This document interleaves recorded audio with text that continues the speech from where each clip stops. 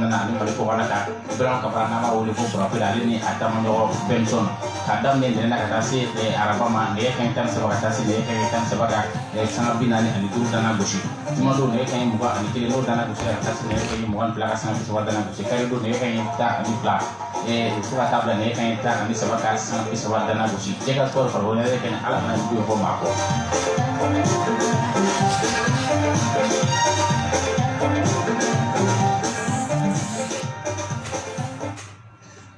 Now, Aniclé. Ma c'est au collège comment Non, vous l'appelez Aniclé. Moi, Aniclé, Aniclé. Ma Aniclé. Moi, c'est des soins avec tout ma soeur. Ok. Il y a une série avec un séquel. Ah bon? On est en train de parler de bolo d'argent en fait. Ok. La mère de la Rebecca Barrow.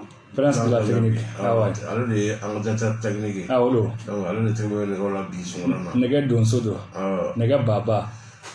Donc, bon, voilà ça. On a donné le championnat deuxième division à Médo Canara. Ok.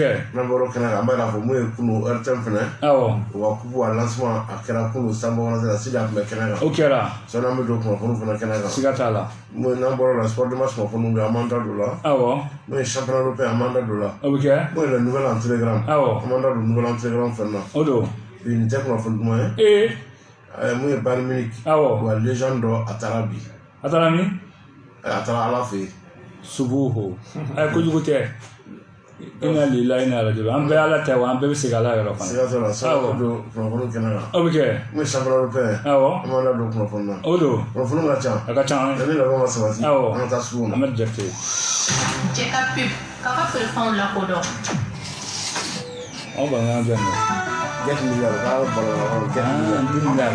Bɔra belebelew la a ti sabati f'i yɛrɛ ka kobaw lama El Hadji Sɛki Tihami Hayidara ka bɔ Ɲaro karamɔgɔ la belebele in a kɛlen bɛ ka kabako lama ka na ni fura dakabanna ye an ko min ma siro tiamisin n'a y'i ja a fɔ kabako fura jiri ani dɔnni k'a fara ɲɔgɔn kan k'a kɛ fura dakabanna ye ka limanaw kɛnɛya n'a ye san tan ni kɔ bana gɛlɛn sidɔnbali fasadimi ka taa fara minnu bɛ ni bere bɛ aw bolo tansiyɔn jabɛti hali ni AVC y'i minɛ furudimi juguma kɔnɔna joli minnu bɛ yen ni yɛrɛ dimi b'u la fura in e k'a dɔɔnin da i bɛ kɛ n'a tigi tugu aw minnu bɛ yen n'aw sago t'aw yɛrɛ la siyɔrɔ la musolakaw ka bana gɛlɛn kɔnɔna joliw ka taa fara ɛrɛgi tunureju kan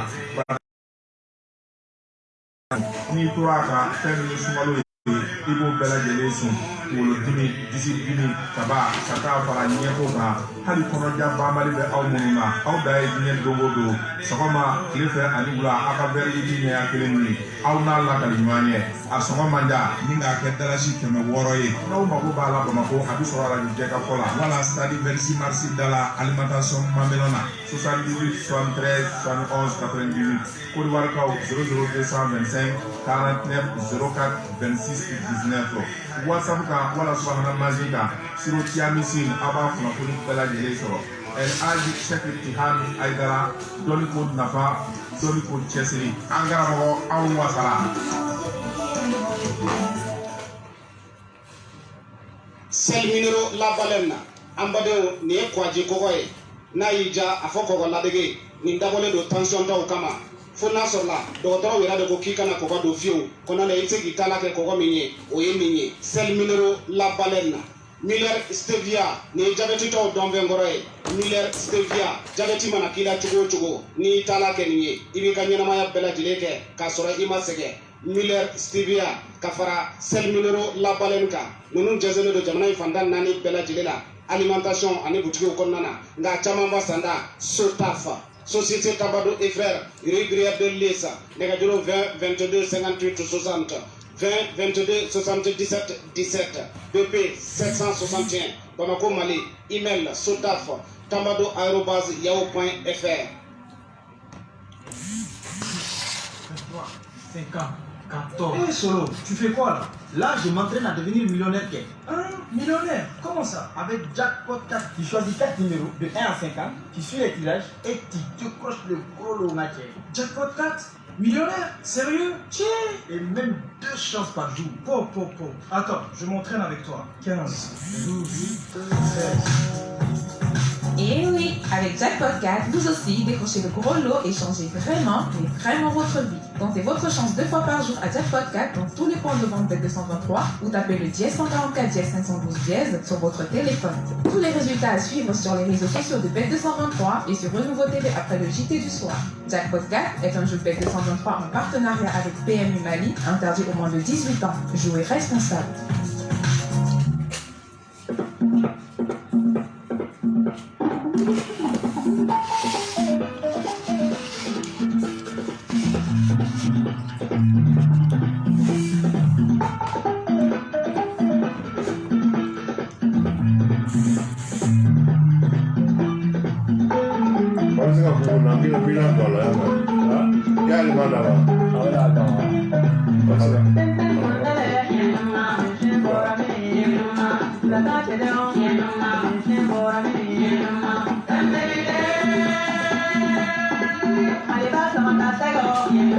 Ama fana la jeno so le me jega fola Jeka fo. jega sport ne akela sigwe Soy moi sili pour appeler personne pour soumani pas le keta odo. ani personne yanga obligation E sigata et la. puis personne ale makena so Abe ko muso bolo. moi Ale ko muso ko nyere. Te wari la venero. Ara to ke la mere. pas le keta pour lui faire fabrice ya kwa final ya kuba ya nasiru wa kama tangi a final kuma ga tan kunu bon plateau la ibe kana mun yera kana Wai Brown me kene ka match ko ni kara match du mai wai ka fo iti flam ko nyona o ko attenti de bango na ni ice plateau zero donc ma nyona match ko ni temps réglementaire ko na o bana fu ani fu donc tiro bi la wai ka fo attenti ya de siro rasro fla an kini tiro bi la attendre que la tour là awa attenti ka na tiro bi la fla an kini donc pam sera na jino chama me kene ka kule wona wasara ko kona la kosbe parce que anya ko match ko re ba na ko wasara ben fo kasi badra policier donc ale fana vraiment ko organiser ko nyana kosbe kule woni ko jala ngira la policier la ka nyina ani ko re policier mo fo sita Una buona passa e a grande punta tiro di là e a grande fare a mine in una claga non so non la non so se c'è conta wala c'è delle dire già ne la gudu vraiment era o debate che non già ne gudu vraiment ne ha fatto vraiment go non già che ma non già ne gudu vraiment équipe qui frappe après que nous gagné nous gagnons c'est le meilleur qui a gagné je suis très content moi je pour avoir le mandon Artinya siapa ya am sana signa dona na tola ina wala na siga signa ya alan kala jara son da mai zaga inshallah no wala mele to ko organisateur badara na je ko jara ne kutu vraiment ko mun dana ko ta finalement bi kala makala ne badara fu mu be fu ko ta kasi photographe ma sa o roma no suma jara ne kutu ok bon na to ga ko ko na anya lo tele aba jaye ko merci Bon, c'est la lutte. Il y a ce bon nisɔndiya min bɛ na o ye fɔlɔfɔlɔ an ye tasibila kɛ ka taa tangi ma o tun y'an jɛɲɔgɔn ye bɔlɔntanko la o nisɔndiya bɛ na bi an y'a a musow nana u k'a dɔn k'a fɔ jɛɲɔgɔn tun b'a la donc an tila o ye nisɔndiyaba ye bɔlɔntan fana kɛra hɛrɛ ni baden na k'a ban hɛrɛ ni baden kɔnɔ o fana ye nisɔndiya dɔ ye an t'a fɔ ko mɔgɔ gaɲɛna an b'a fɔ ko plateau de gaɲɛna k'a dabɔra yaasa hɛrɛ min kɛra plateau kɔnɔna la a ka se ka o nafa sɔrɔ yaasa an bɛɛ ka don da kelen fɛ ka bɔ da kelen fɛ i n'a fɔ banbagatɔ yɛrɛ tun b'a laɲini cogoya min na donc o nisɔndiya de bɛ na.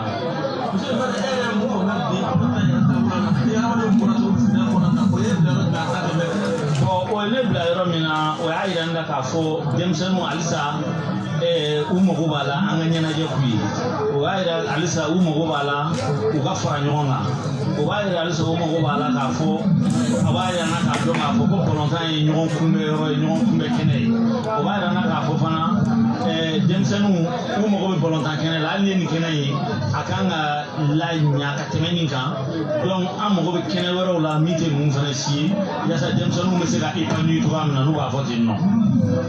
Ok, alors ni mwe ni mo ni mo yela kuma o la ga dugolo be ko mo ko dugukolo la a sɔrɔ dugukolo yɛrɛ tɛ ka sɔrɔ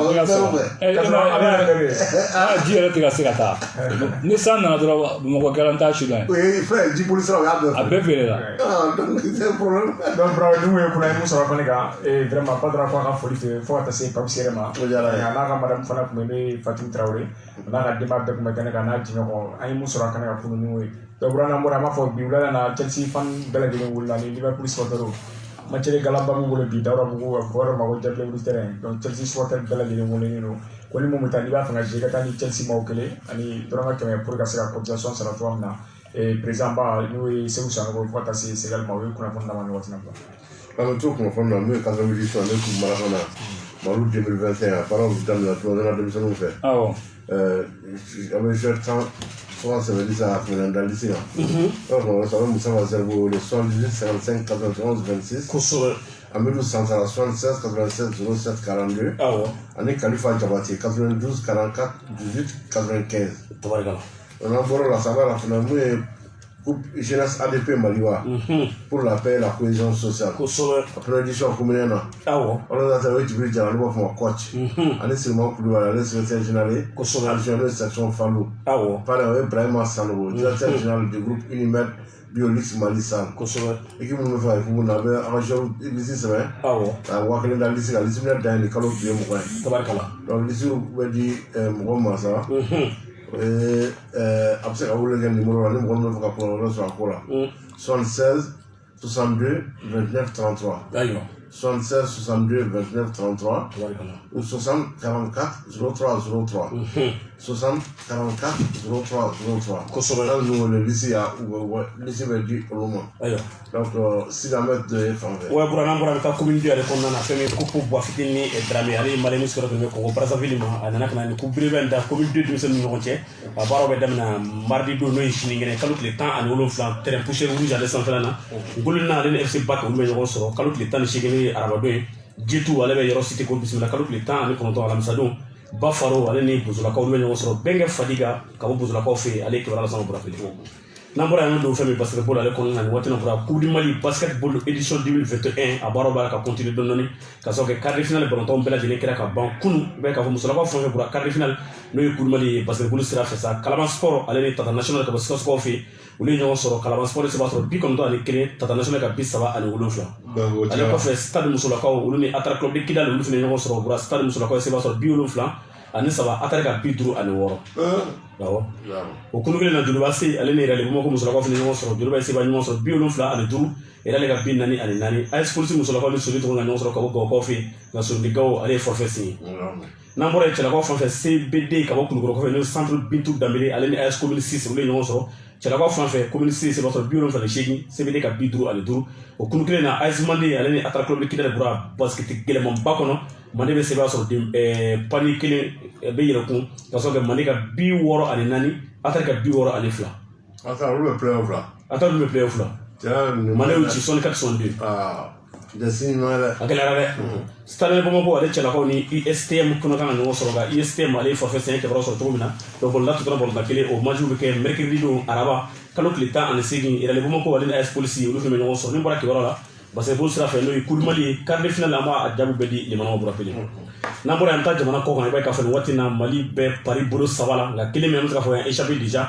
ka sababu kɛ kunu fɛn min Egyptekaw fɛ U16 filles ani U16 garçons bura Mali tun bɛ demi-finale la a fila bɛɛ lajɛlen na a fila bɛ jara an na fɛnɛ cɛlakaw fan fɛ bura Mali Tchad ci 70 Tchad ka 40 donc Mali bɛ qualifié ka taa finale la ale kɔfɛ Algérie ale ni an ka Mali musomanninw fɛnɛ tun bɛ ɲɔgɔn n'o ye filles ye bura Mali se b'a sɔrɔ 79 Algérie ka 14 anw sɛbɛ ci dɛ donc bura Mali bɛ qualifié ka taa finale la a double confrontation Mali Égypte en filles Mali Égypte en garçon mais musolakaw fana bura ni U16 filles ni Mali a finale tan siɲɛ 7 an ye 6 de ta ne b'a ka fɔ an ka musolakaw garisigɛ ka bon kosɛbɛ ale kɔfɛ bura an ka musomanninw fɛnɛ U19 filles olu fɛnɛ tun bɛ Hongirikaw fɛ Coupe du Monde cette fois-ci ale bolo ma kunu demi-finale baaraw kɛra Australie ni Mali ɲɔgɔn sɔrɔ bura parce que gɛlɛmanba kɔnɔ nka a bɛ kuncɛ waati min na bura Australie kɔni bɛ se b'a sɔrɔ anw kan 62 Mali ka 50 a gɛlɛyara dɛ nka troisième place an b'o tan bi Hongrie ale ni Mali yɛrɛ bɛ ɲɔgɔn sɔrɔ n b'a la ka tulo lamɛn pour que ka se ka médaille bronze ka a ɲini ka na n'a ye an ka jamana kɔnɔ Burafili donc an tɛ sira fara an bɛ to okumu kelen kɔnɔna na i b'a ye k'a fɔ nin Coupe du Monde U19 filles ni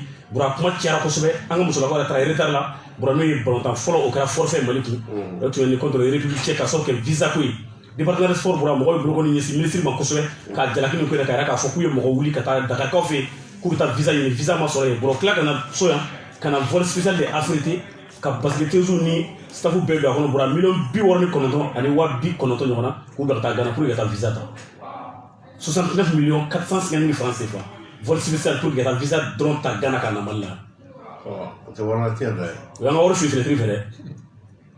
kunu ministre a tun bɛ kunnafoni ɲɛma bɔra i b'a ye k'a fɔ an b'a la ka critique minnu kɛ réseaux sociaux kan ani an ka radio ka télé la bɔra o kuma b'a la ka dugu la a bɔra ka se k'a fɔ a b'a yɛrɛ la justifier bɔra ko ka musomaninw labɛn Bamakɔ yan k'a fɔ k'u ta Hongrie ko cɛ tɛ yen muso tɛ yen min ka dɔrɔmɛ 10 b'a la ni département de sport tɛ association ka 20 t'a la mɔgɔ gansan wɛrɛ ka dɔrɔmɛ 20 t'a la k'a bɛɛ bɔra ministère de kunna k'a bɛɛ bɔra jamana de kunna donc ko mɔgɔ b'a la ka kuma wɛrɛ minnu fɔ k'olu kɔni tɛ kuma jɔlen ye a y'a détaillé bɔra ko prise en charge transport jeunes minnu bɔra jamana kɔ kan ka na fara ɲɔgɔn kan bɔra mɔgɔ 6 k'olu ka billet dɛmɛ ko $16 ani $100,000 o kɔfɛ prise en charge mise au vert internet min kɛra Bamakɔ yan hébergement hôtel dɔ la a ye hôtel tɔgɔ fɔ a kɔnɔ ko $10,000 ani 5 wari kan ka d'o ma k'a sababu kɛ $10,000 fɔ ministère de l'eau sara ministère de l'eau sara a yɛrɛ ka min fɔ dɛ ko 14 935 720 francs CFA o kɔfɛ ka vol spécial Afrique ka taa visa ta Akara ka na ko $7,000,000 ne ka wari la tiɲɛ ni wari fili de dɛ o ma se n'u m'u wɛrɛ ministère de sport la a ma ɲi dɛ a ma ɲi dɛ sport bɛɛ a b'a la ka tiɲɛ dɛ bɔra kɔfɛ fɛnɛ ko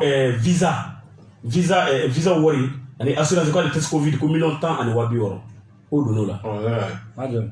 i m'a dɔn k'o kɛra wari fu la fili ye. vérificateur ka taa nin yɔrɔ vérifier dɛ. u k'a ko lajɛ dɛ ko en total 154 557 220 francs k'olu de don na donc ko mɔgɔ b'a la ka kɔɲɔ kan ko département sport k'u m'u bolo don basketballkɛlaw kɔrɔ k'o kuma k'o ye fɛn ye mɔgɔ tɛ fɛn mun kalama k'olu de ye fɛn bɛɛ ta en charge hali n'u ye fɛn bɛɛ ta en charge Mali kɔni ka match fɔlɔ bɔra an y'o perdu sur tapis vert ka sɔrɔ kɛ Mali ma se jɔla ka sɔrɔ kɛ visa ko ye wa gɛlɛyaba b'u kan bɔra musomaninw bɛɛ ye bibi na hali u tatɔ 1500 min di musomaninw kelen na ma comme per diem u ka fɛn fitinin san bɔra fo bi u m'o fɛnɛ sɔrɔ yɔrɔ a tɛna k'o fɛnɛ nkalon dɛ. kelen kɛmɛ duuru kan ka di Jésus ma Mali b'o kan ka don k'o bila poche kɔnɔ mais affaire bɛna 500 o ma sɔrɔ fɔlɔ. an ka ministre yɛrɛ lamɛn Musa Atayera min fɔ kunu kɔnɔ dɔrɔn ɲɛma an ka a yɛrɛ lamɛn. cɛw ni muso aw ni sɔgɔma n teriw kunnafoni ɲininaw aw ni sɔgɔma kuma min b'an fɛ bi ka lasaw ma o ye an ka équipe nationale basket musomaninw ka équipe U19 min bɛ coupe du monde na ni tile fila in na Hongrie o équipe aw yɛrɛ b'a dɔn kunu a sera ka se demi-finale o ye fɛnba ye an fɛ o y'an sɔnja kosɛbɛ o kɛra fiertéba ye ministère des sports ani jamana bɛɛ de sɔnjalen bɛ bi parce que an sera yɔrɔ min na yɔrɔba de a bɛ san caman bɔ Afrique jamana si ma se o yɔrɔ ma nin ye siɲɛ fɔlɔ de Afrique jamana ka se demi-finale U19 tuma ni musomaninw ka basket a bɛ tile fila bɔ sisan kuma caman bɛ ka fɔ dɔw bɛ ka fɔ Mali gouvernement tɛ ka jɔ a jɔyɔrɔ la pour que ni équipe ka se yɔrɔ jan n b'a fɛ ka information dama dama dɔ pour que bɛɛ ka faamuya an bɛ ka min kɛ gouvernement bɛ ka min kɛ pour que ni équipe ka se n b'a fɛ ka fɔ bɛɛ ye mɔgɔ si a kɛra mɔgɔ ye a kɛra fédération a kɛra sponsor a kɛra mɔgɔ wɛrɛ mɔgɔ si dɔrɔmɛ kelen tɛ ni équipe préparation kɔnɔ a bɛɛ taara budget national de kɔnɔ vraiment de a bɛɛ ta a charge bɛɛ pour que aw k'a faamuya n bɛna quelques points d'aw ma pour que aw yɛrɛ k'a ye aw yɛrɛ k'a dɔn aw yɛrɛ k'a faamuya kan ka jamana bɛ ka seko kɛ pour que ni équipe ka taa yɔrɔ jan an ye prise en charge bɛɛ de prise en charge fɔlɔ o ye transport avion bio prise en charge filanan o ye mise au vert an bɛ min wele mise au vert n'a ka d'aw ye an bɛ se k'a fɔ internat o mise au vert kɛra tile 18 ka taa tile 30 o kɛra hôtel Columbus kɔnɔ affrètement d'avion o kɔrɔ an ye parce que comme an y'a ye an ka équipe bɛ retard la an ye problème caman de sɔrɔ visa sɔrɔli la o ye an ka équipe bila retard la an y'a ye n'an ko an b'u don avion normal la c'est à dire k'u don transport normal la u bɛ sɔn k'u ka rendez-vous jɛ o de la an ye avion loué an y'a loué Bamako ka taa ni équipe ye Accra pour que juste u k'u ka visa kɛ u ye tile fila in an y'u don hôtel fana kɔnɔ o tile fila ka na n'u ye Bamako tuguni visa sɔrɔlen kɔfɛ pour que u ka vol régulier ta ka taa Hongrie prise en charge naaninan o ye voyage Abidjan Budapest ka taa ka segin ka na Bamako vol régulier la o prise en charge duuru la o ye frais de visa ani assurance sɔngɔ ani test covid wari ani logement siyɔrɔ ani dumuni restauration tile fila a kɛra ensuite an bɛ min wele équipement c'est-à-dire denmisɛnninw bɛ fini min don ka jouer au confection c'est-à-dire au dilansɔngɔ ani au transport o kɛra donc n'an y'o bɛɛ fara ɲɔgɔn kan au total ye 1,100,000 ani 1,50,000 wa 100 ani wa 10 ni dɔrɔn. Donc 154,557,220. Ne yɛrɛ b'aw ɲininka n'o bɛɛ donna équipe kɔnɔ mɔgɔ si ma an dɛmɛ ko o bɛɛ bɔra an ka budget national a ma mɔgɔ deli a ma mɔgɔ ɲini a ma fo ɲini mɔgɔ fɛ mɔgɔ ma dɔrɔmɛ kelen don ni baara la. O kana il faut que u k'a faamuya an kan ka jamana bɛ yɔrɔ min na gɛlɛya bɛ yen dɛ aw yɛrɛ b'a kalama sécurité problème bɛ yen. Grève caman bɛ ka kɛ ɲɛ bɛ ka ɲini o la mais o bɛɛ la an ko an ka sport an b'a dɛmɛ fo ka se fo k'an ka résultat an bɛ ka résultat min ɲini an k'o sɔrɔ donc vraiment ne fɛ bara min bɛ ka kɛ maliyɛnw bɛɛ de kan ka fara ɲɔgɔn kan k'a kɛ u ka jamana kɔ k'a kɛ u ka équipe kɔ pour que an ka taa ɲɛ kuma caman kɔrɔfɔli a taa ɲɛ fɛn kɛra il faut k'a ka fɔ an t'a fɛ mɔgɔw k'a fɔ an ka ko ka ja mɔgɔ ye an t'o ɲini an tɛ politicien ye an tɛ fɛn wɛrɛ ye. An ye baarakɛlaw ni baara kɛra fo k'an ka fɔ a kɛra n'a ma kɛ an ka fɔ a ma kɛ mais ni baara an jɔyɔrɔ la depuis a daminɛ fo k'a ban et puis an bɛ ka min kɛ c'est pas pour que an ka taa demi-finale la dɛ c'est pour que an ka na ni coupe ye c'est pour que an ka équipe I19 o ka na ni coupe du monde Budapest an ye fɛn bɛɛ kɛ pour que o ka kɛ n'Ala sɔnna fana o ka kɛ o ma daminɛ depuis que an bɛ ni baara la an bɛ ka fɛn bɛɛ kɛ pour que an ka drapeau mɔgɔ o mɔgɔ y'an ka drapeau ta i kɛra basket i kɛra football ka taa n'a ye jamana wɛrɛ la e natɔ la il faut que kana dɔ Dieu merci o bɛ ka kɛ a bɛ kɛ fana mais tuma dɔ la a bɛ kan ɲɛna yɛrɛ on dirait dɔw bɛ yen a ma da u yɛrɛ an ka équipe ka qualifier n'a sera demi-finale la normalement bɛɛ de ka fara ɲɔgɔn kan ka yira ko o diyara u ye a ka kɛ fête ye mais an b'o au moment de choisir ka kuma caman fɔ c'est pas la peine et puis le ministère de la jeunesse et des sports a porté dayɛlɛ fédération ani mouvement sportif mɔgɔ o mɔgɔ i bɛ ni baara la kuma b'i bolo ou bien hakili b'i bolo k'a d'a ma ou bien i b'a fɛ an ka baara kɛ cogo wɛrɛ la pour que a ka ɲɛ an bɛ yan o de kama an ma deli ka datugu mɔgɔ si ye mais mɔgɔ o mɔgɔ n'i mana ni jeliya ye n'i mana ni transparence ye o da in i b'a sɔrɔ da an ka da tɛ yɛlɛ kurutu ani dabiri kuma c'est fermé mais n'i nana ni tiɲɛ ye n'i nana ni dɛmɛ ye n'i nana ni hakili ɲuman ye an bɛ yan k'i bisimila ka baara kɛ ɲɔgɔn ni tun ye ministre Musa Atayɛrɛ bɔra kumakan ye ko olu ta ɲini ka kuja mɔgɔ ye ka sababu k'olu tɛ politique maa ye n'i ye baara kɛ ka ɲɛ i bɛ kuja mɔgɔ ye nka u bɛɛ bolo min fana ka bɔra o ko man di maa si ye ka sababu kɛ baara ɲuman na an k'o fana fɔ Ala ka ko nɔgɔya donc Bura n'an bɔra yen an y'a fɔ cogo min na bi wula in na finale bɛɛ lajɛlen bɛ tan bi gɛlɛya fana donna avion ko la pour que ka segin tuguni mercredi ni Ala ma ko wɛrɛ kɛ ni finale banna bi an bɛ dugawu kɛ an ka équipe fila U16 filles U16 garçons Ala k'u garisɛgɛ don coupe la coupe du monde U19 ale tun kibaruya y'o ye ale kɔni baara kun cɛra ka sababu kɛ Mali bɛna troisième place de jouer an tun sigilen ka finale ba ma kɔnɔ ka Bura musomaninw fana mun kɛ nin ye c'est une première dans l'histoire du basketball africain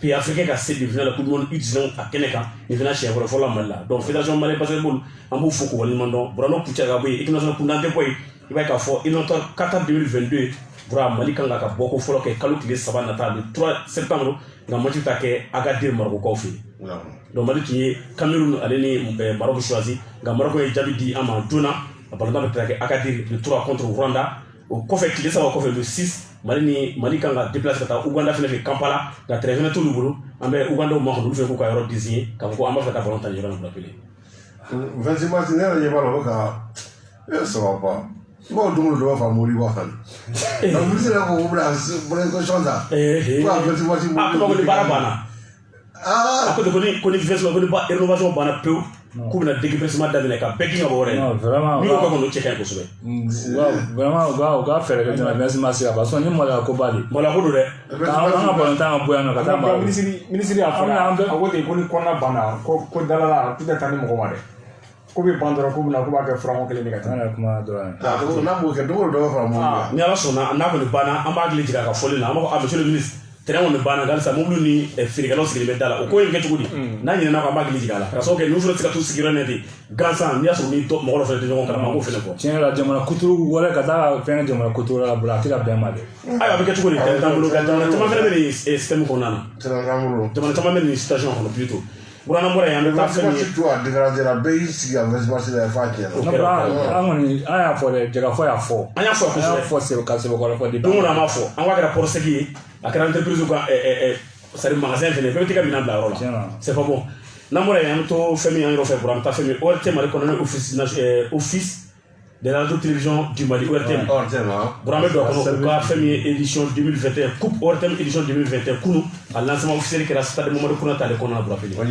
Donc, quel est mon cas? Il va y avoir un ministre Flayon sur Kenekan, un ministre de la communication, Aruna Touré, pour passer ministre de la jeunesse des sports, Moussa Agataer, Anne Bouako, capitaine mairie ba wor be fene be keneka ade gouverneur ka ci Aruna Touré ministre de la communication ali Aruna Touré papu te mo wore ali do wore awo donc u fula to me keneka ta sey bura dama fene bura kosube ka ta ke boldan shiri bura mi fo organisation parfaite digre bon go yagla nganya la di mu ma folu na bisa baralo wadi mamuno ma ligre bon bura surtout ligre bon go mo ba équipe nyama bi Moussa Sylvain Jakti anyana re ani kun kan te bura na ka organisateur bura yoro betrase ka ye yoro fo mo ko tisigi betari sigi bura ka klon ke fo ga ba et puis ordem tarani ou ordem kutuba be ko ta trouver bura ka mati ke retransmission direct ordem 200 fa di chaîne yo fene ke kuno vraiment dama ba bura ko sube en re ko ba no nga doyen bura Djibril Traoré vraiment kuno fene ay bel fan de la kuno vraiment am saka fo bara nyina ko sube vraiment klon damine surtout compétition na be damine mo ko be sira fin tama ka kuno ordem tay a kera ka nyina ko sube donc be ka fo commune 1 ala mo ka commune 3 ko bismillah bura bon kam ne ko je flan bi la kele ani kele commune 3 fo le bido commune 2 commune 1 va égaler déjà mi ta la pénalité là entourage ko kuncho kan donc be ka fo prochain match o be ke kalo le o be ke chini lundi chini kalo le tano woro le pour do yana entourage be damine commune 4 avec commune 6 ko bismillah ka kunu lancement kun chene ko fe bura pe on sera ordre directeur bama Alassane Baba Dombele no kama ko Eric ay mi fo kunu anga jegale la amara la baba tam la desisa ay so da bujere azani commune engagement de la fonction de l'engagement pour le travaux pour cela il y a ami lui mo pour préparer c'est vraiment pour que nous soyons garantis comme là parce que nous on comme là comme là il y a un objectif de Diana et pour moi vraiment voilà mais on est dans le monde il y a une formation comme tout le monde comme on dit finalement dans cette la mais c'est la rentrée comme nous sera qui doit être une vingtaine de gens comme on peut accompagner pendant une année en couverture maladie bon n'a pas de cadre sur il y a la capo libéré aux adultes déjà parce que compétition montée en deuxième division pour la là donc ça veut dire que c'est une suite logique il y en a qui sont engagés de former comme là parce qu'ils sont dans la compétition, ils sont très engagés, donc ça veut dire que vraiment c'est une coupe qui promet. Ayiwa ni tun ye Alassane Dombele Eric Warton directeur bale kuma kan ye fɛn min lasema kɔfɛ an sera monsieur le maire Issa Sidibé Ligiri Bamako président ba fɛnɛ tun bɛ kɛnɛ kan bolo a ye min fɔ kunu an ka jigale fɛnɛ lamɛn.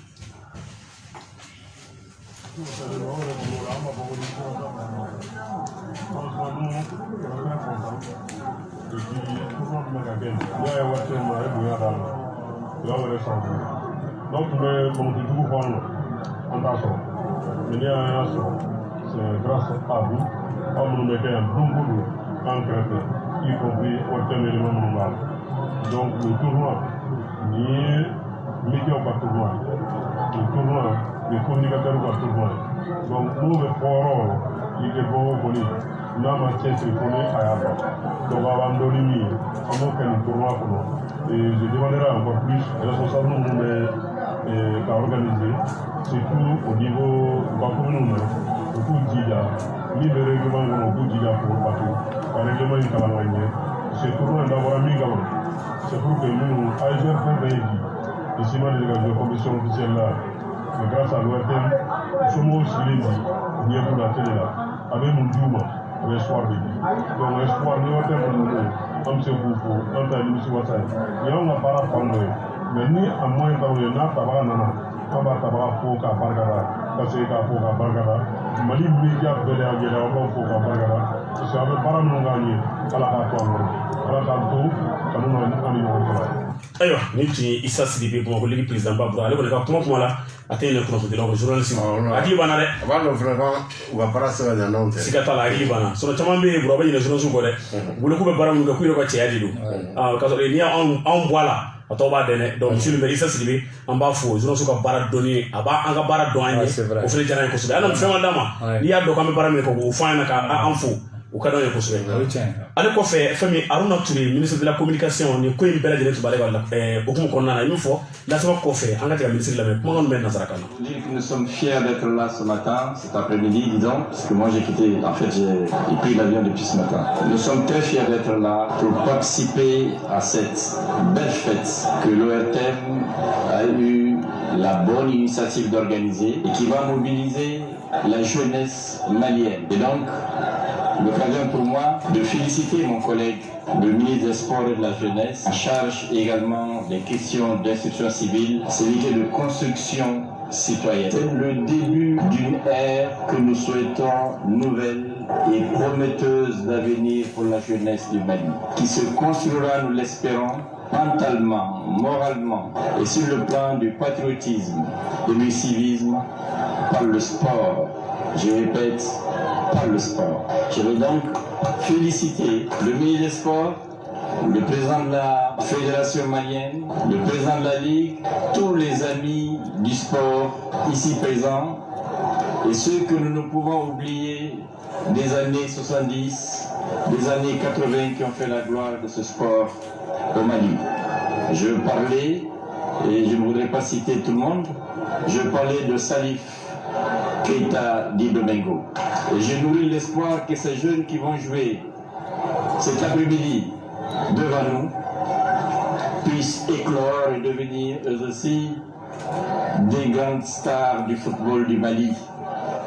Ayiwa an bɛ fɔ ko ala k'aw don bɛɛ lajɛlen minɛ ne tun ye ministre de la communication et de l'économie numérique Aruna Touré a ye kuma min fɔ kunun o yɛrɛ tɛmɛ ka kubu lancement kɛnɛ kan o de tun ye nin ye donc n y'a f'i ɲɛna cogo min na commune ni commune 3 fila nin bi kelen ani kelen donc sini lundi don balontan bɛ continuer poule B ale kɔnɔna na commune 4 ale bɛ commune 6 bisimila o don kelen kama commune 5 ale bɛ exempté pour rappel donc n'an bɔra yen an tɛ sira fara an bɛ taa Ligue Bamako ale kɔnɔna na ka taa fédération malienne football kɛnɛ fɛnɛ ka bɔra Moutou Touré Bafie o tɛmɛ ka kubu kɛnɛ kan a fɛnɛ tun bɛ kɛnɛ kan a tun bɛ Bafie tun bɛ yen a tun bɛ kɛnɛ kan n'an taara fédération malienne football ale kɔnɔna bɔra monté en première division édition 2021 ale baara kɔni daminɛna première journée de la journée bɛɛ lajɛlen tɛmɛnen kɔfɛ an mɔgɔw yɛrɛ jigin k'a fɔ Bamakɔ yan AFE ale se b'a sɔrɔ Espérance Sport de Midi ka bɔ Segu kɛra 3-1 AJS ka bɔ Burama ale fɛnɛ Buruna Réveil Club de Bafo ɲɛkɔrɔ ka bɔ Keyimakaw fɛ n'ale ye Kayi champion o kɛra 1-2 o don kelen kama poule B ale kɔnɔ Sikasokaw fɛ Stade Sikaso a yɛrɛ ka sɔrɔ ale Buruna Buguba ɲɛkɔrɔ 2-0 FC Kelemi ka bɔ Tombouctou ale debo o kɛra 1-2 donc baara bɛ continuer bi Bamakɔ yan fɛn min deuxième journée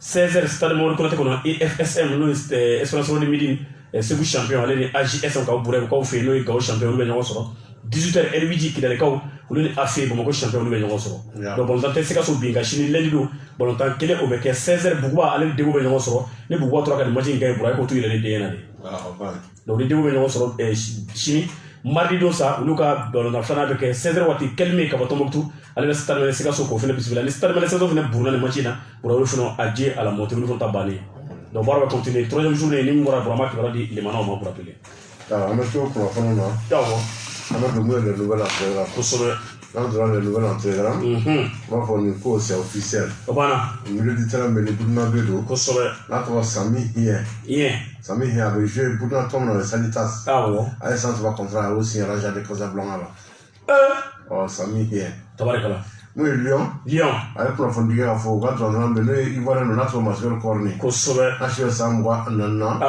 o nin waati in na k'o ye offre sɔrɔ 7 millions d'euros boursier ne y'an dɔn ka tɔn ye kosɛbɛ mais Lyon pour le moment ma jaabi di tɔn ma fɔlɔ a ko bɛ sen na tiɲɛ militaire fɛnɛ bɛ n'a tɔgɔ joué Willock n'a si bɛ san 21 na kosɛbɛ a ye kɔ don Arsenal la a y'a signé Newcastle u y'a san 29 millions d'euros y'o don a la joué Willock tabarikala mun ye FC Sevilla ye kunnafoni di kɛ fɛnɛ k'a fɔ k'o ye latéral droit dɔ sɔrɔ Argentin don kosɛbɛ a tɔgɔ Gonzalo Montiel a si bɛ san 24 na kosɛbɛ a tun bɛ joué River Plate fɛ Argentine a clause obligatoire 10 millions d'euros kosɛbɛ mun ye FC Sevilla u y'a san tabarikala donc 5 ans a y'o contrat signé Sevilla tiɲɛ Oui, Leicester City. City. O fana kunnafoni k'a fɔ o ye défenseur central u y'a sɔrɔ. Kosɛbɛ. A tɔgɔ Yannick Vestergaard. Ayiwa. 29 ans. Donc Yannick Vestergaard. Awɔ. 29 ans. Donc a bɛ jouer 500 tonnes. Kosɛbɛ. U y'a 117 millions d'euros. Ɔhɔ. International danois de don. Kosɛbɛ. Donc u y'a 117 millions d'euros. O ɲɛna. Défenseur central min n'a bɛ jouer Chelsea n'a tɔgɔ Antonio Rudiger. Rudiger. International allemand don. Awɔ. Waati na Real Madrid u bɛ k'u ɲɛ miiri bɔ a la. Kosɛbɛ. J'espère que nous sommes ne ye AS o y'a kunnafoni di. N'o ye Gazeta dello Sport. Dello. Ko Juventus ani San Siro ko a ko min bɛn kɛra ko la. O y'a sɔrɔ n'an bɛ ni militaire n'a tɔgɔ Manuel Locatelli. Locatelli. AS bɛ san 23 la. Kosɛbɛ. 40 millions d'euros ko Juve k'u sɔnna ka wari min ko u sɔnna k'a sara.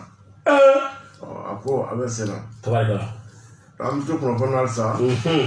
N'o ye défenseur central. Awɔ. N'o ye Mamadou Fofana. Fofana. Donc o kɔni u y'o di Amiens ma. Kosɛbɛ. Metz y'o di Amiens ma. O kɛra. Pour 5 ans. Awɔ. Metz u ye kunnafoni di k'a fɔ k'u y'a nɔ bila joueur sɔrɔ. A tɔgɔ Siku Ɲakate. Ɲakate b'an fɛ yan dɛ. Siku Ɲakate. Il est malien. 22 ans. Kosɛbɛ. Han? Kayi, Ɲakate caman bɛ Kayi. Malien don, malien don. Bali ko Ɲakate caman bɛ Kayi. Awɔ. Donc Siku Ɲakate. Kosɛbɛ. 22 ans. Awɔ. Donc u y'a san ka bɔ gɛn Prêt avec option d'achat. Kosɛbɛ. N'o ye Metz y'o san. Tabarikala. Latéral droit suédois min bɛ n'a bɛ jouer Werder de Brême. Awɔ. N'a tɔgɔ Ludwig Augustinsson. Kosɛbɛ. Ludwig Augustinsson. Awɔ. A si bɛ san 27 la. A ye kɔli Werder la a ye san 4 contrat a y'o signé FC Séville. Awɔ. Séville a san 5 millions d'euros y'o don a la. Kosɛbɛ. Séville fana o ye défenseur san ɲinan dɛ. O ye défenseur san. Wa kɔfɛla man ɲi. Mun ye Brésil kunnafoni sɛbɛnw fana. Kosɛbɛ. O y'a sɔrɔ yɔrɔ bɔ la u ye kunnafoni di k'a fɔ u ka jɔnɲɔgɔn bɛ yen. Awɔ. Ni Jogo n'a tɔgɔ Jogo Costa. Costa. N'a si bɛ san 32 la. K'a y'a signé Brésil sɔrɔ n'o ye Atlético Mineiro. Tabarikala. A y'a signé jusqu'en décembre 2022. O ɲɛna. N'o ye Jogo Costa. Ayiwa. An bɛ to kunnafoni na fana. N'o ye Sky Italia. Kosɛbɛ. U ko ko nin waati in na Chelsea attaquant bɛ n'o b'a fɔ ma Tammy Abraham. Awɔ. N'a si bɛ san 23 la. Tiɲɛ. Wa ko a laban ko a bɛ sira la ka taa Roma la. Ko Roma ani Chelsea u bɛnna ko la. Kosɛbɛ. 40 millions d'euros. Awɔ. Donc k'u bɛn'o di Chelsea ma. Ayiwa. O ka ɲi. Roma fana u b'a taga ɲini de la. U b'a taga min n'o ye Denis Zeko. Kosɛbɛ. O fana bɔra Roma la o taara Inter de Milan na. O taara. Donc u ko k'o nɔbila a taga de ye. Tabarikala. Bon mun ye Tammy Abraham ale fana ye Chelsea la. A fana place a minɛna. A minɛna dɛ. Romelu Lukaku nana. A ka taa. K'ale ɲini dɛ. A ka taa dɛ. A ka taa dɛ. A bɛ san ka kɛ ba la. I tɛ kɛ ba ye i t'i jouer. Lukaku bana man di. O cɛ poids ye. Cɛ poids a bana man di. Fanga b'a la dɛ. Mun ye The Times. N'o ale bɛ ka kɔnɔ sɛbɛn. U ko Tottenham. Kosɛbɛ. N'o bɔra renforcer défenseur ko la. Awɔ. Le défenseur sɔrɔ ka bɔ Atalanta Bergame. N'o Christian Romero. U y'o san 50 millions d'euros. O ka ɲi. Ko nin waati in na Tottenham u kɛlen k'u ɲɛsin maa min ma. O ye Villarreal défenseur fana n'o ye Paul Torres. Real Madrid fana ɲɛ bɛ dɔrɔn défenseur nin na. Real b'a ta parce que défenseur tɛ Real bolo bilen. O ka axe fila bɛ taa o. Paul Torres 24 ans. Donc ko fɛn a dun ka tɔn. N'o Villarreal o bɛ ka 60 millions d'euros de yir'a la a ka clause libératoire. U bɛ bɛn le Real Madrid n'a pas de choix. U bɛ bɛn choix t'u bolo. Yɛrɛ bɛ. Défenseur t'a bolo bilen o. An ka poste bɛɛ ni mun triplelen tɔ doublelen don. Mais an mago bɛ zéro la hali bi an ka taa. Kunu Manchester United. Kunu. U y'a officialisé. Kosɛbɛ. U y'a Rafael Varane. U y'a san ka bɔ yen. Ayiwa. A ye san 4 contrat a y'a signé kunu. Manchester United la. Aramuso taara Varane taara. Bon numéro 19 k'u b'o de d'a ma Rafael Varane. Ninnu fila bɛ axe titulaire de ye. O y'an remplaçant bɛ Nacho ale ni Alba bɛ yen. Ayiwa basi tɛ Ala ka nɔgɔya. N'o don Bayern Munich kɔnɔ. Bayern. N'an donna Bayern Munich kɔnɔ an b'a fɔ Bayern Munich kɔnɔ. O y'a dɔn bɛ n'o ye Robert Lewandowski. Kosɛbɛ. Robert Lewandowski. Awɔ. Kunu a record kura championnat la vendredi a record kura sɔrɔ. A daminɛ bali. A don contre Mönchengladbach kan match la Bayern Munich Mönchengladbach. Kosɛbɛ. Donc a bɛna kɛ joueur fɔlɔ ye. Joueur mun Allemagne. Championnat la première journée la. Awɔ. Kuma bɛɛ a bɛ bi don fo san 7 kɔnɔ. 7 ans. Première journée kɔnɔ. 7 saisons d'affilée. Première journée a bɛ bi don. A bɛ bi don a première journée a bɛ bi don. ya bro o bidona ah po ni mo tabe avec tant de la babouille le vent do eh na mo tabe tant de la babouille donc on est tout comprendre o bige yana nga to bari ngono me yana nga to bari ngono ambe ni comprendre di raja ne vola ay central woro de Italie championnat la o kera je me sens bisa ani sabala ko sobe ay ko de Italie tona ay 500 Belgique wa tombe le Real Antwerp ay sans fla contrat signé raja ne vola ay Inter wa contrat bana ko sobe mais Bayern Munich Bayern Inter ko la fond duay wa legend do ay ko do Bayern na bi la fa ko a to Gerd Müller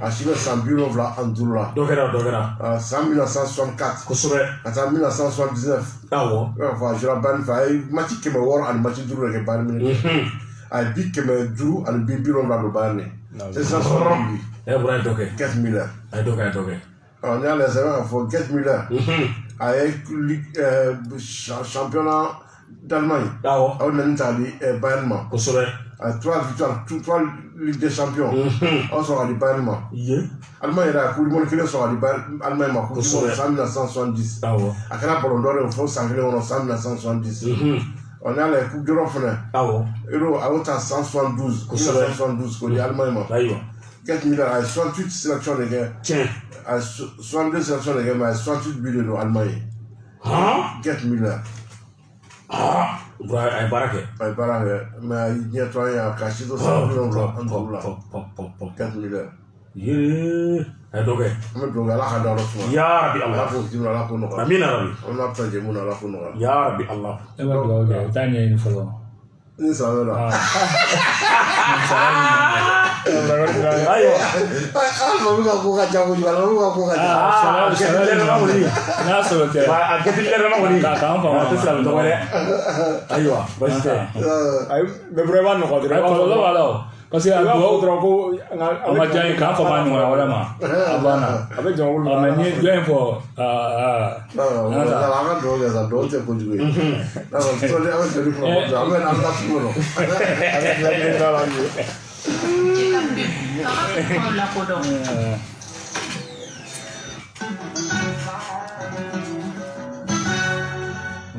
Librairie et de la réussite. Non, Mandafa.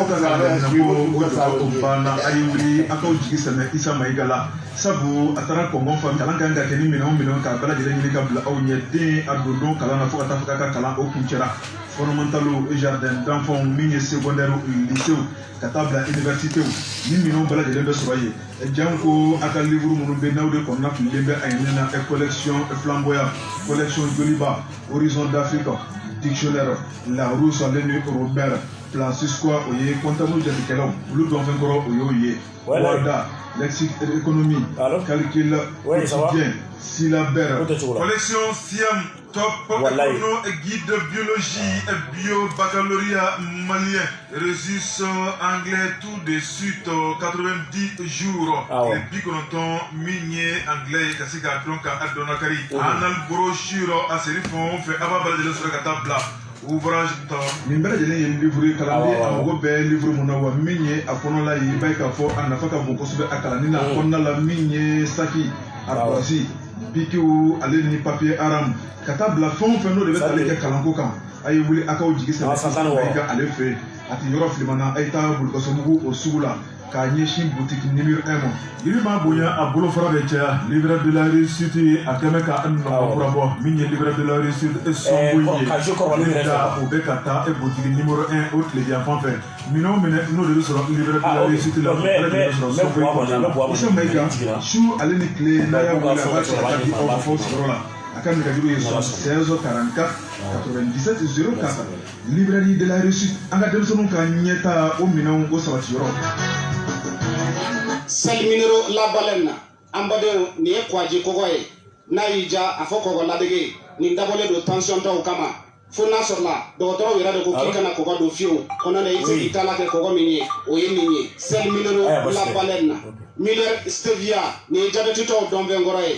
Miller stevia jabɛti mana k'i la cogo o cogo n'i ta la kɛ nin ye i b'i ka ɲɛnamaya bɛɛ lajɛlen kɛ k'a sɔrɔ i ma sɛgɛn Miller stevia ka fara sel minero la baleine kan ninnu jɛnsɛnlen don jamana in fantan naani bɛɛ lajɛlen la alimentation ani butigiw kɔnɔna na nka caman ba sanda Sotaf Société Tambado et Frères, Rue Brière de Lissa, Négatif 20 22 58 60, 20 22 77 17, BP 761, Bamako Mali, email Sotaf, tambado@yahoo.fr. C'est le son d'une aventure qui démarre. Un réservoir plein chez Shell. Nous sommes tous motivés pour cette aventure. Nous le voulons tous, nous sommes ensemble, nous sommes prêts. Que l'aventure commence.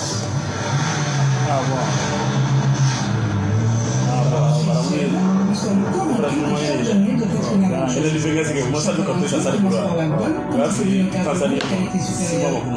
Retrouvez votre station-service Shell la plus proche, obtenez la quantité pour laquelle vous payez et démarrez votre aventure. Shell, c'est Qatar. Go. BFM Jibige benga sigo bolofɛ ɲuman sɔrɔli kɔni o de bɛ maa nisɔndiya ka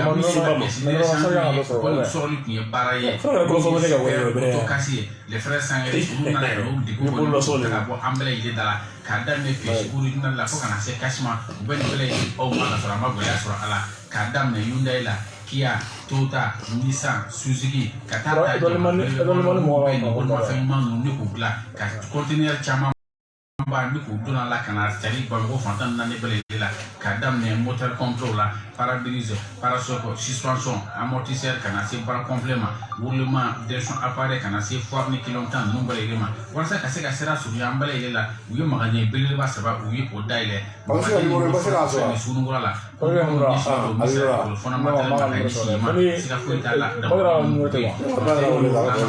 sugu la carré fɔlɔ n'i taara ɲumankuran fan fɛ min ye mètre bi duuru ye e k'o kɛ ten e k'o lajɛ magasin numéro Madu Sangare e k'ale wele ten i ka kalonbɔnda 66 38 07 15 walima 87 33 18 PDG Jɛmine Sangare i bɛ se k'ale wele ka sababu kɛ ale n'a ka fɛɛrɛw bɛ ɲɔgɔn na sa waati bɛɛ lajɛlen maa si sigilen ma teliyara fana 66 53 11 21 76 53 11 21 Super Auto Casa les frères Sangare ale nana o la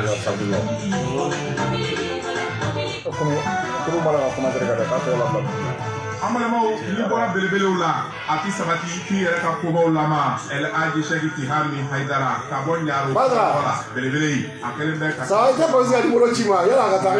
an ko min ma Siro Tiamisil n'a y'i ja a fɔ kabako fura jiri ani dɔnni k'a fara ɲɔgɔn kan k'a kɛ fura dakabana ye ka limanaw sandani kɔ bana gɛlɛn sidɔnbali ka s'a fara minnu bɛ yen ni bere bɛ aw bolo tension diabète hali ni AVC y'i minɛ furudimi juguma kɔnɔna joli minnu bɛ yen ni yɛrɛ dimi fura in e k'a da i bɛ kɛ i n'a fɔ i ye aw minnu bɛ yen n'aw sago dɔ la ka bana gɛlɛn kɔnɔna joli ka taa fara bana sidɔnbali dabalimaw banana e k'i jigi sɛmɛ fura in na n'o ye El Hadji Cheikh Tihami Haidara bolo nɔ ye o dɔrɔn tɛ minnu bɛ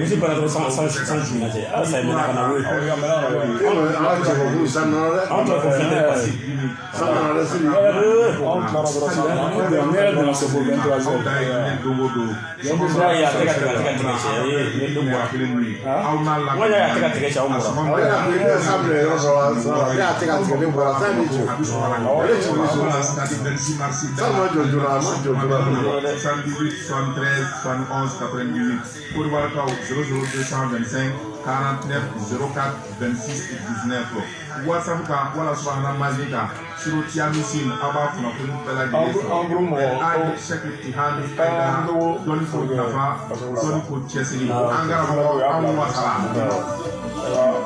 foli baradi ahaba ni ko kun ne kelen ka fɛn k'a kun bɛ ka sauter a Ah, Karim. Allô?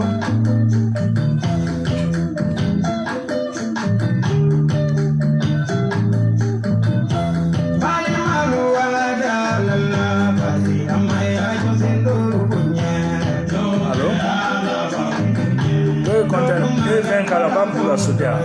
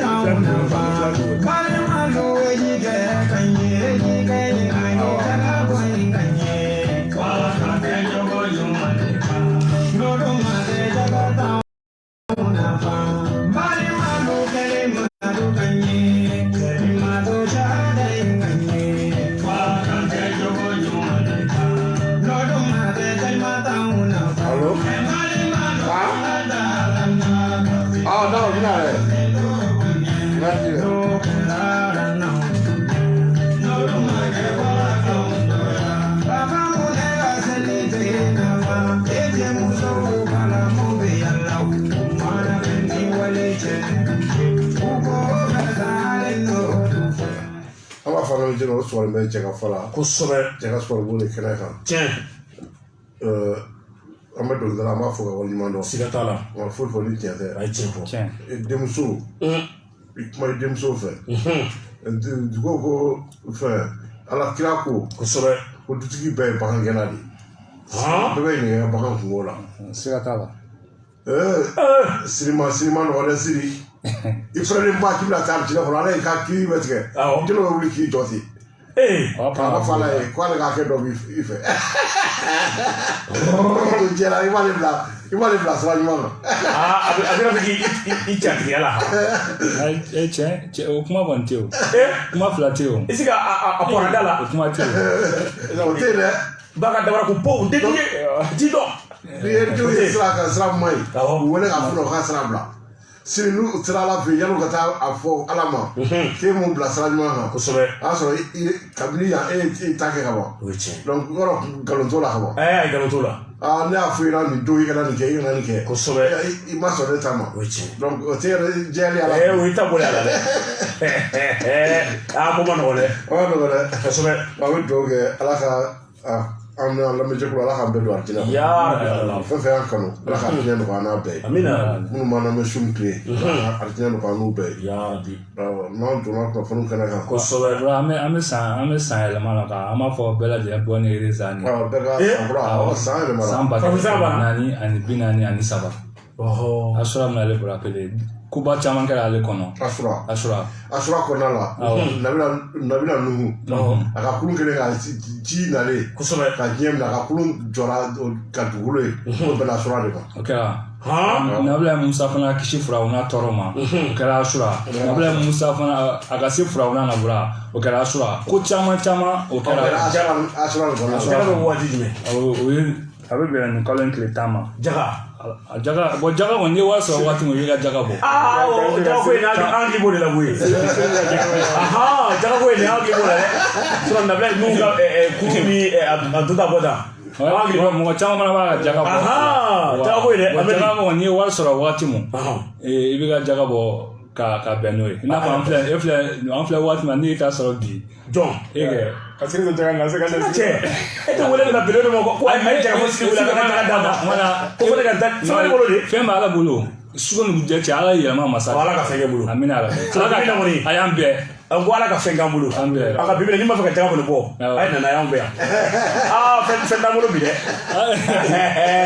awɔ o ye a bɛ dugawu kɛ kosɛbɛ vraiment ala ka sini nɔgɔya n'an kanubaga sara bɛ kutuba min kalan ala ka n'o kɛ an ɲɛna ala kana sara ka kutuba kalan kɛ an n'a kanubaga si ɲɛna n'an lamɛn jɛkulu si ɲɛna sini jalama kɔnɔ sani a fana bɛ kutuba kalan a jalama kɔnɔ denw ye ala kana tulo o kutuba kalan ala kana an n'a kanubaga si tulo don kutuba kalan donc an b'a fɔ fana yan'an ka don championnat européen fana kan kosɛbɛ mun ye Baseku Kuresi Kuma awɔ an ka taa ayi dɛ an ka taa bura ala yɛrɛ ko ɲuman donbaga an ka taa sa bura maa min ɲuman dogo k'i ye fitiriwale de ala ma fɔ wa a ye moto san ka di bali ma a ye bali bɔ sira tɔgɔ la a diyara n yɛrɛ a kɛra aw ɲɛna a kɛra ala ɲɛna ala k'i sara an ka foli b'a ye merci ala k'i sara an bɛ don kunnafoni kɛnɛ kan mun ye Europe mun ye Ligue 2 France kosɛbɛ a 4e finale match olu tanna awɔ mun ye Toulouse Bastia Toulouse gagna 1-0 Guingamp Amiens gagna 2-0 kosɛbɛ Nancy Valenciennes gagna 1-0 awɔ Nîmes FC 0-0 Niort Grenoble gagna 1-0 kosɛbɛ Quevilly Dijon gagna 2-1 awɔ Rodez ale Havre olu fana min kɛ 0-0 Sochaux ale Dunkerque Sochaux gagna 1-0 kosɛbɛ mun ye Ligue 1 France Ligue 1 olu ale Monaco ci 1-0 ayiwa Lille Nice gagna 4-0 kosɛbɛ mun ye PSG ale Strasbourg PSG gagna 4-2 Adama Bali Mauro Icardi Kylian Mbappé kosɛbɛ Julien Draxler ani Pablo Sarabia tabarikala o kɛra PSG ka bi don PSG gagna 4-2 o ye Messi nabaliya ye bi sisan bi mun ye Angers ale ni Lyon bɛ ɲɔgɔn na mi-temps na Angers ka 1-0 tun bɛ yen ayiwa Sofiane Boufal Algérien don ale de tun y'a bi don donc match bɛ sen na nin waati in na Angers donc 15h Brest Rennes donc match la Rennes est favori en déplacement kosɛbɛ nous ma gagné 1-0 gagné 2-1 awɔ contre Brest e ko Angers ni Lyon de don wa awɔ bura match banna Angers gagna 3-0 Angers gagna 3-0 awɔ Lyon don cogo ma ɲi fɔlɔ Lyon don cogo ma ɲi fɔlɔ dɛ cogo ma ɲi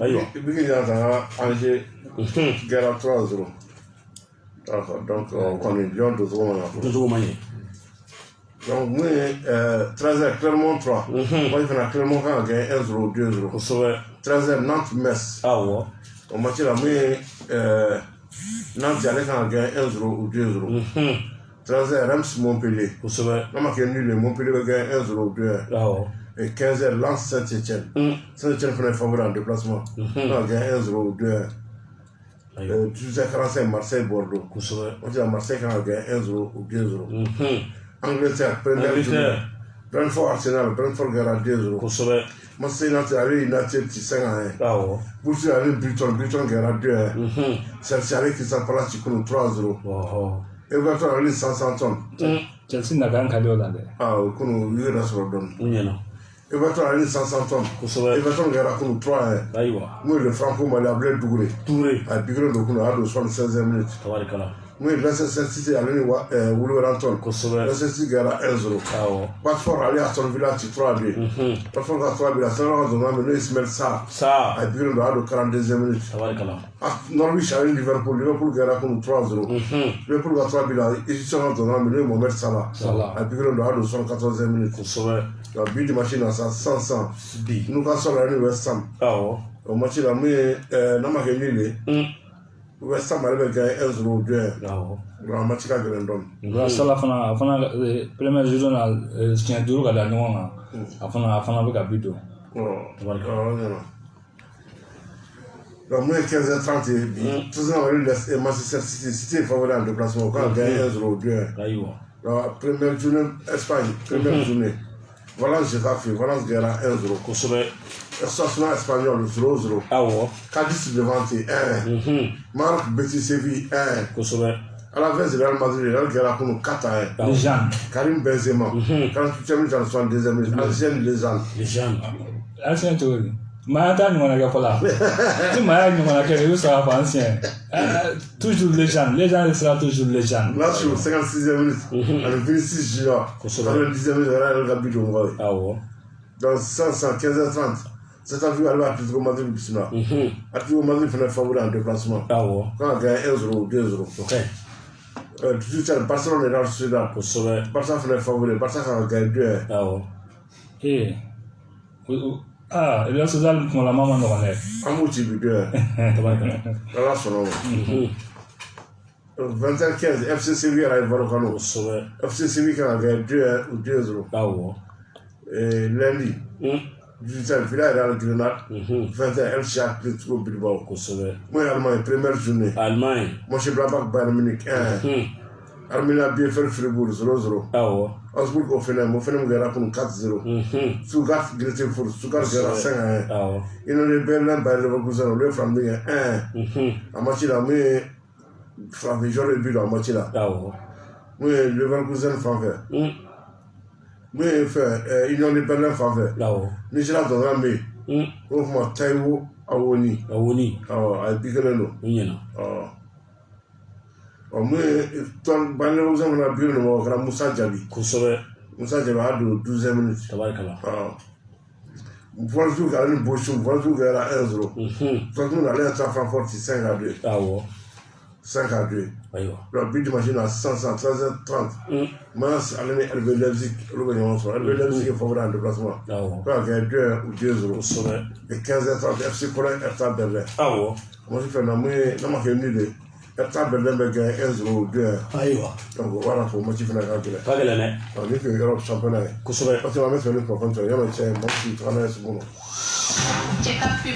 Kaka fait le fond la kodo. Nege kanye tan saba sera Bamako. Kako jigine oka bonya masegi be awiye.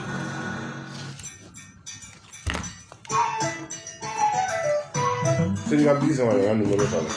Kana kasadia, katimia kadia domauda, nadini kadi, nigara tagalande, jela sikiyola, nixona jini kadila, obiki kabara ya kunoe, kadi kule kadi, kadi ekisi kadi, kadi tomati kadi, kadi kreveti kadi.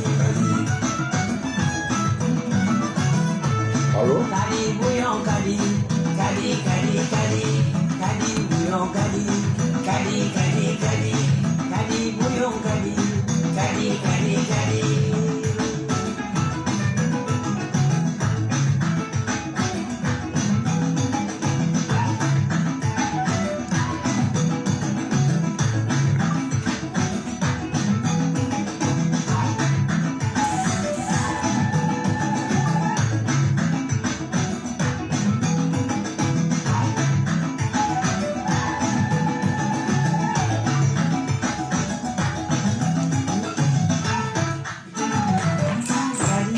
Kadi.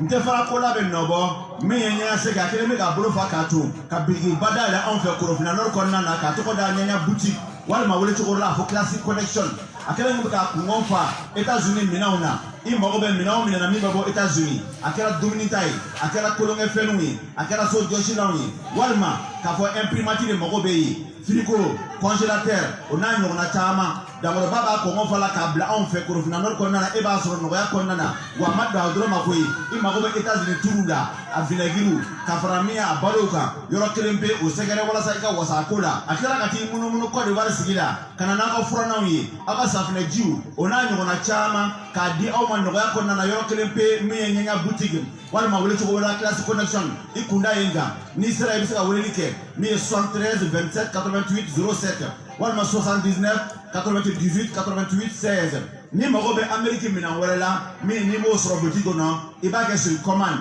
i bɛ belebele yɛrɛ wele n'o ye ɲansɛki ye 001 502 554 39 04 ni ala sɔnna ma i ka commande b'i sɔrɔ wagati la a kuma na lafiya kɔnɔna na ɲɛɲɛ boutique walima a fɔ classic collection u filɛ nin ye jɛgɛfɔ yɛrɛ kɛrɛfɛ k'a ɲɛsin n'an ye jabate ka so ma.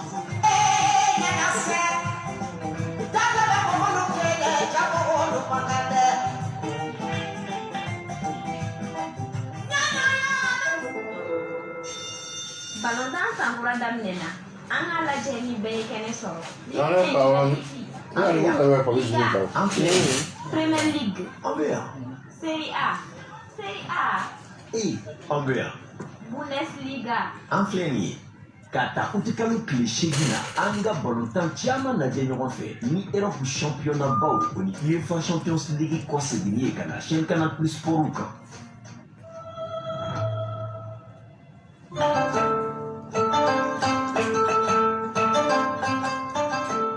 Ye welewele da kan ye ka bɔ Sonatam ɲɛmaso yɔrɔ ko jateminɛw y'a jira k'a fɔ Sonatam n'o ye usine ye min ɲɛsinnen don siraw bamayɛlɛmali ma k'o jɔyɔrɔ ka bon kosɛbɛ jamana jɔli la. Misali la k'a daminɛ san 2000 ka taa bila san 2014 na Sonatam k'a ye CFA wari miliyari 260 yara ka na faso wagande kɔnɔ minnu kɛra sababu ye ka baara caman kɛ faso kɔnɔ i n'a fɔ ekɔlisojɔw dɔgɔtɔrɔsojɔw ani sira dilanw ani k'a ye baarada caman dayɛlɛ denmisɛnw bolo bɛ se ka don baara la cogo min faso in fan caman kɔnɔ o hukumu kɔnɔ Sonatam k'a bɛ welewelekan da ko fɛn dɔw bɛ dilan usine kɔnɔ misali la sigareti min bɛ dilan fɛ yan Mali la a sɛbɛnnen b'o kan nin bɛ dilan Mali la min bɛ feere Mali la a sɛbɛnnen b'o kan nin bɛ feere Mali la ani i janto i ka kɛnɛya la sariya kɛlen don k'o wajibiya o la sa sigareti feereta wɛrɛ man ka ye maa bolo ni Sonatam ka tɛmɛsira tɛ min kan i n'a fɔ Horizon, Oris, Monte Carlo, American Legend, Si, Jikal o n'a ɲɔgɔnna caman sabula san o san CFA wari miliyari 10 bɛ ca jamana kun minnu tun bɛ se ka kɛ ka ko caman kɛ faso kɔnɔ ka sababu kɛ sigareti ŋanamu feereli ye ani a yuruguli ka don o la sa Sonatam ɲɛmaayaso ka fara gendarmerie kan polisi nationale ani kiiritigɛlamɔgɔw k'u b'a da bɛɛ lajɛlen tulo kan sariya kisɛ bɛ yen yɛrɛ miliyari caman ni ala man di bi kan ka taa bila miliyɔn 10 na o kɔfɛ i bɛ se san 1 ka taa bila san 5 kaso la ni sariya bato denmisɛnw ka baara sɔrɔ gɛlɛya ani jamana ka sɔrɔ nagasili ye o tuma Sonatam ɲɛmaayaso kiiritigɛlamɔgɔw ka fara finitigilakaw kan u ko faamuyali ko ɲuman faso den bɛɛ lajɛlen ko fɔ welewelekan in na a ka sponsor n'a ka baarakɛlaw sara a b'o bɔ répondeur de la mɔgɔ bɛ wololen bɛ répondeur ye wa sponsor ba ninnu ka fɛngɛ ninnu ka baarakɛlaw bɛɛ bɛ sara n'o de ye tellement ko ka wari cɛ n'a miliyari hakɛ dafara san wɛrɛ man d'a la.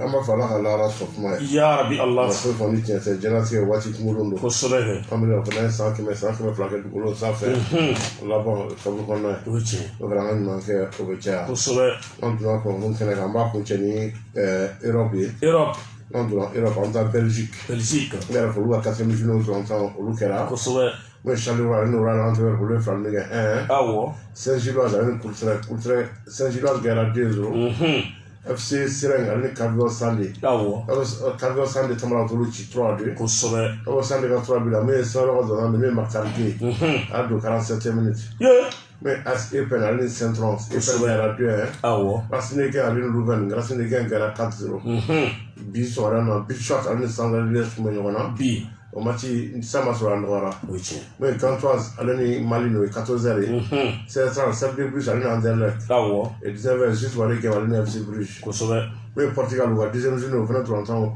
au premier Sénat Portugal qu'on viser la tonde la viser la vers la 2 aywa Benfica allait Aruca 2-0 Sporting Braga allait Sporting de Lisbonne vers la 2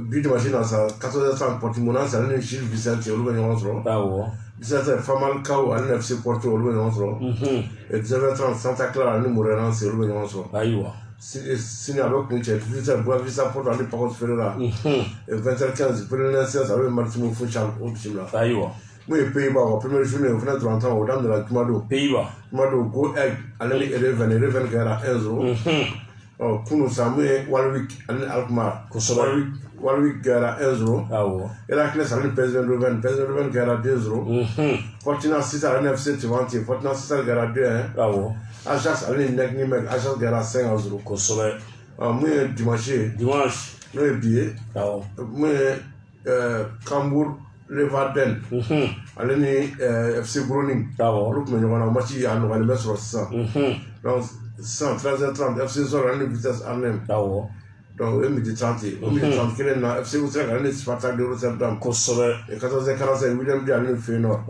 mbora kala ga me profondeur la medjewlo ok on a bien Turquie amara folo la première journée au 23 ans dans la Tumado Besissa ça allait des espoirs Besissa gagna 3-0 moi Georges Kevin Koudou Besissa sont fait plus moi de son fois que fin France alors ça les Turquie ne pour tout Turquie c'est la donne il tente de jouer foyer ah t'es déjà du majale bon tu veux donc lida ou parfois que Koudou français ko jabi sudu la do aso no ono fana ko so wole o da français wa ko so le bo fa ko si so wa abajale akana ni Turquie de yes la bejama na di so ke du so ndo ulu te ni to contrôler ça do aywa we kuleza we Karagumruk ko so le Gaziantep Sport Karagumruk ale gara 3-2 a match la franchise le bureau Karagumruk ka 3 buts là initialement dans le Ahmed Moussa à 90e minute tabarakala Gaziantep Sport fait ka 2 buts là c'est dans le Papa Djilaboudji Papi Djilaboudji a fait le but là à 90e minute onyena Athens Sport ali Kazan passe le Flambing 1 ko so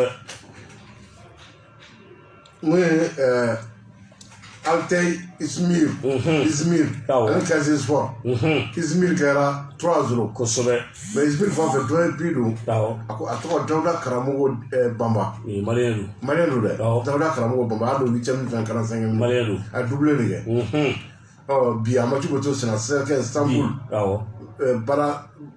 Balakizir Alanya Sport 18h45 Antalya Sport Alanya Kostepe 18h45 Demir Sport Adana Alanya Fenerbahçe l'année à match boto c'est na cercle Sivas Sport Alanya Konya Sport Malatya Sport Alanya Trabzonspor 18h45 l'année Giren Sum Sport Alanya Galatasaray anu bora match kana me profondeur la maison burana bora mena commission africaine de football avec konana ba ka fo para ko ngata mena kalu croix le temps la fla ba ko ramu soro Mali et représente public FNA et Ligue des Champions c'est un peu ko bura ka jero ko le pela de 10 ans mun na be qualifiera donc fait Big FC ale baro be sena before that c'est minimum pour minimum de kalu le temps na bora bura mta femi Congo Brazzaville ba ka fo John Bena sadni Sonaben Burkina Faso ale ke retourner ko ngoya ni sa de tourina oni oranya be ka Guinée Conakry club nous tabe so club nous match c'est 10 11 12 septembre dans ça le jeu contre sur le Burkina champion on est ça le so Binga Libera MC Breweries on le so Libera ni sa tourno la sona femi Asfaye nga vainqueur non Asfaye nga ni semi sport de Sampo to vainqueur oni Binga be deuxième tour là mais ça ka deuxième tour ça qualifier ça de orange bébé donc Rebecca no wati frena femi si le match no club no match o luga mo ya ay ni très bon luga match tigade an bɛ taa Congo kaw fɛ par exemple nin waati na AS Auto bura o fɛnɛ ni IDESON ko ka Mozambique kaw fɛ u bɛnna donc waati na Conti bura me Aliou Badara Diallo Conti a n'a ka Malien ballon minnu bɛ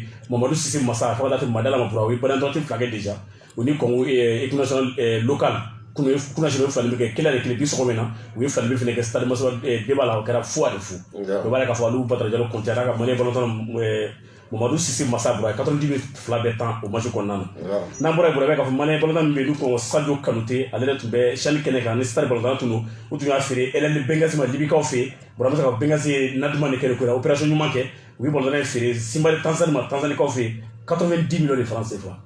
$150,000. Ça veut dire ça. Ah, ça a fait un mot d'avant, mais c'est pas qu'on a peut-être 30, aux environs de 30 millions. Mais, on a fait les réseaux de nous. Alors qu'on a fait $150,000. La Kanga avait à peu près 90 millions de francs CFA. Dans le temps, Djigi Djara, Tanzanie championnat, donc cette fois-ci, Sadio Kanouté, Simba de Tanzanie, elle est Djigi Djara, elle est Young African de Tanzanie. Donc Adama Keita, nous, international malais, Chilo Kolos, Adama Keita, il a fait 2 ans contrat, c'est Gorma à la Kenya Kofi. Mais Gorma à la Koufou là. Donc, vous exempté du tour in Abra. Pourquoi ça, Mali monté pour Abra, contre Tchara, parce que Guidarsi ou quoi faire, aller ni Ligue bon, fait fédération Abra. Il va faut Guino de Mossoka, Jojo Fana, le Brian, Annie, Yinanouke, Donator Amanda, qu'on a touché avant Moulin, Guidarsi bon, que tu as monté la Bra, Anya Pundo. Et Anya donné, Sinama de Chidel. Tao, Guino te. Bura, affaire Romana, Giriginoma. Et affaire Giriginoma. Guino on le veut comme façade. Benjamin la plupart des gens qui me guident au Tebra, à Kagirigino Mokudu. Amina Rabi. I'm a talk of Nuna. I'm a full last year, the front row, but so to go get that super. I'm a fool. There are some visible on a mafu. I'm a little person before my black on the Yakita Plaza. Lama for Balum Raji Penal Tapi. Mamdu to the Bavi and Earl de Gray and for the way. Cassie Gloria Mosamafu. There are so premier visible. So to give the salad by the Amafu. Amafu. Kumukante commission d'organisation de développement c'est 4 FC Barrel président Olympique Lyon de la Femme président Olympique Club de la Femme président on fait ça c'est bien Amafo et lui le président enfin vice-président Moussa Sylvain c'est pour Nicolas Amafo en mai son secrétaire président souvent c'est la Joanne la porte en bas moi la loupe de la dialogue alors vice-président Amafo en même membre corporate qui a tenu la Amafo ça maintenant on m'a doit se marcher Amadou Dadje travailler Fakuru Sila Jean Bawo Kele Bougar Sylvain Kola Roman Abramovich en folie ouais on va fou et je faut vraiment ils sont déjà Marakani Sam Djema je vais essayer on a mettre Bassara sur la forme on a jacté tu vois si à Nicolas Diallo Barja là c'est la comment là qu'on a mettre sur le sofa on a sur Moussa Salé Guissé ça veut dire à vraiment Diallo Laura et ça c'est le moment c'est que moi colonel Amafo quand on va présenter le débat Amafo on a pour le président on passe la douleur la président Venado on va on faut dire on va Diallo Yuma Kamara Nyanya ça du Amafo Madame Kone Jumori on a fait le Madame Kone on a on se voit comment ça reboule Amafo ça pour le Simen FC Simen président Amafo c'est comment c'est le silence secrétaire président nous jouons la porte à la PFC président c'est Amafo j'ai Ousmane toi demandé président Fasila vous avez pu président bis souvent faut le voir peut-être Moussa Sanre donc on même balo fallait en mener balo boula on se l'a pour voir pour la mal faire faux balo qu'on a fait balo bou qu'on a fait bout de monsieur Mamnou on a folie bail c'est ciblé référence sur la film Sangu pour la Amafo Bamoli c'est la même ou Almami Amafo voilà Bamoli a fa ndo ene rebenge et Alou Sila ana ga dema ya kubela menna Malu Sila jugola nka fe brapele on dirait que c'est faux on a ici taxé bas sur ce c'est qu'on a c'est pour la pour la même c'est là Amafo c'est ça logement Almami à boire pour le on a folie ba faire pour monsieur Chama Jamu ko mune pour te majare bele ba ke monsieur do le Jamu ba ke de ni sama le do ta man no monsieur do le Jamu ne fa ne monsieur do le monsieur do le Jamu o wali sans bora para no to lugar c'est avec un c'est l'air corona Adina kuma la chanka no no monsieur do oh te Jamu son ne sato kana tudra bura mo sila mo bisiri la soro ni a fendo comme a fait mais non quoi kisaube ya dibi mana don ka se digiri la bura al ne samana dibi yare a jamu kɛ o kama wa ka bɔrɔkɔ ni bɔrɔkɔ yɛrɛ bɛ sira yɛrɛ fana kan jamu kɛ nin bɛɛ kama surtout san kana ale yɛrɛ mais misiri dɔw t'a kɛ ne ma se o de faamuya diinɛ kuma ka ca an ka taa an bɛ baso sugu la Sulemani Jara malobɔla la an b'a fo awɔ Dirisa Dugu a taara bila Bagadaji mais a yɛrɛ sigiyɔrɔ bɛnnen bɛ Musa Bugu ma an b'a fana fo kosɛbɛ an bɛ bɛɛ fo fɛn fɛn Jɛgɛ Sport kɔnɔ an ka foli bɛ bɛɛ ye Bura Fuseni Traoré bɛ Sebarekaw fɛ doyen dɔ ale ye Stade Sportif ba an b'a fɔ an b'a nin Dieu Sanogo kɔ Paradjikɔrɔnikaw fɛ Cheikh Umaru Kane Supermano an b'ale ka foli kɛ an b'a ɲinɛ Bako Jikɔrɔni Bere an bɛ Bere fɛnɛ ka foli kɛ polisikɛ Kitakaw fɛ n'o ye Fuseni Sisoko a n'a filanintɔɲɔgɔn ale ye gendarme an b'ale fɛnɛ fo nin waati in ale kɔnɔna na nin kuma in aw ye mura an ka sisan la bura an ka foli bɛ an ka WhatsApp maaw bɛɛ lajɛlen waati kolonnen don ani minnu bɛ k'an filɛ sisan ani radio minnu sɔgɔlen don an na bura an ka électricien fana Karimu Kulibali a n'a ka madame ko bɛ k'an lamɛn bura ni wagati na Sulemani Jako Jamusabugu la an b'a fo nin wagati na n'an musokɔrɔba Banama Kaja an b'a fana fo nin wagati na faso kɔnɔ lamɛn denw bɛɛ fo Bantere ka denw bɛɛ sɔn n'o ye Isa Traoré an bɔra denw kɛrɛ an bɛ dugawu kɛ Ala ka den balo Jɛgɛ Sport kanubagaba fana na amina yarabi ani Soro Kulibali Ismaël Cissé Papis plateau la avec France Bele waati la n'a sɛgɛn bɔra an ka foli bɛ Papis an b'a fo donc nin ye madame Oulematu Sila n'a sigilen bɛ Bougassogou la a ko ko a ka pièce de tora fɔ taxi dɔ kɔnɔ a y'a taxi d'express a ka taa Bougassogou la a ka passeport a n'a ka carte d'identité ni taximani y'a ka papier a ka diya ka na n'a ye Jɛgɛfɔ la ɔ olu bɛ 20 24 98 98 ou 20 24 76 29 mais Fatima Sall Calo n'a sigilen bɛ Bangoni Arazɛri la aw ka da public ko ko a den de tun nɔ n'o ye Bakɔrɔba Konate a si bɛ san 2 ɲɔgɔnna la a tunna a bɔra san de kɔrɔ vendredi don san tɛmɛnen donc kabo kɛra ma kunnafoni sɔrɔ a kan mɔgɔ min den a diya ka sɛnɛ Jɛgɛfɔ la a wele 82 14 24 66 82 76 15 35 ou 20 24 98 98 a wele kɛ numéro la Cheikh Habib Amadou Kane Diallo k'a b'a da frère silamɛw cɛman ani musomanw tulo kan minnu bɛ Mali kɔnɔ ani Mali kɔ kan k'u bɛna kuranɛ kalanba kɛ ok lundi le 16 o tɛ sini à son domicile à Grand Ibougou non